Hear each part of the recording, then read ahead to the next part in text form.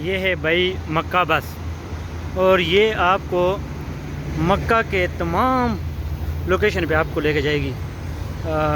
ऐसा कि आपको तमाम ज़ियारतें भी करवाएगी, ठीक है। और ये फ्री है बस, माशाल्लाह। सिर्फ मक्का की हदूद के अंदर ही आपको मिलेगी ये बस। ये स्टॉप है इसका, अगर रुक जाए तो मैं आपको, ये है जी, ये है मक्का बस, आप देख सकते हैं। मेट्रो है ये, फ्री आपको मक्का में तमाम ज़ियारतें, हरम पाक तमाम जितनी भी ये दिखाएगा। यहाँ से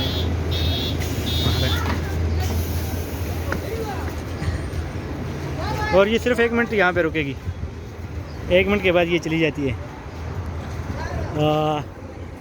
यानी कि मक्का बस सिर्फ 1 मिनट। आप देख सकते हैं ये हरम के करीब ये इसका स्टॉप है। ये अजीज़िया, जनूबिया, शमालिया, अच्छा जी, उसके बाद बता कुरैश, हाँ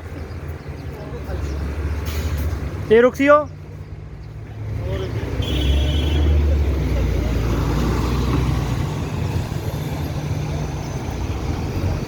अच्छा जी, मौलवी साहब भाग रहे हैं, गाड़ी आगे रुकेगी।